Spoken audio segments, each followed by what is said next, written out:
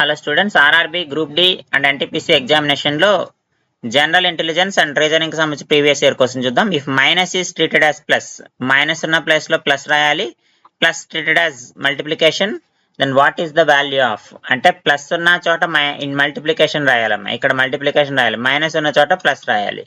So మనకి 3 ఇచ్చాడు కాబట్టి ఇచ్చిన ఎక్స్ప్రెషన్ ఏమవుతుంది, 50 × 23 + 3, ఈ మొత్తాన్ని కూడా మనం 40తో మల్టిప్లై చేయాలి, అప్పుడు మనకు కావాల్సిన ఆన్సర్ వస్తుంది. సో ఇక్కడ మనం డైరెక్ట్గా రాయడానికి షార్ట్ ట్రిక్ ఉంటుందేమో చూద్దాం. 40తో మల్టిప్లై అవుతుంది కాబట్టి 4 10తో మల్టిప్లై అవ్వాలి. 10తో మల్టిప్లై అవ్వాలంటే లాస్ట్లో అన్నిట్లో 0 ఉండాలి, 0 ఉంది. లాస్ట్లో 2 జీరోలు ఉన్నాయంటే ఖచ్చితంగా 4తో డివైడ్ అవుతుంది. సో ఇక్కడ 20 ఉంది, 20 కూడా 4తో డివైడ్ అవుతుంది. కాబట్టి మనకి ఈ లాజిక్ సరిపోవట్లేదమ్మా. ఇక్కడ చూడండి, ఇక్కడ ఎంత ఉంది, 50 ఉంది, ఇక్కడ 23. ఫర్ ఎగ్జాంపుల్ ఇది ఒక 20 అనుకుందాం. 20 అనుకుంటే ఎంత అవుతుంది, మనకి 1000 అవుతుంది. సో 1000 + 3 అన్నా కూడా 1000 కదా. 1000 × 40 అంటే 40,000 వస్తుంది.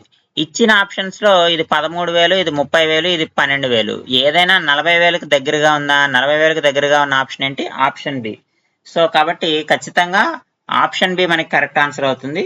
లేదు మనము ప్రాబ్లం సాల్వ్ చేయాలంటే 50 × 23 ఎంత అవుతుందంటే 1150 అవుతుంది. 1150 + 3 × 40 అవుతుంది.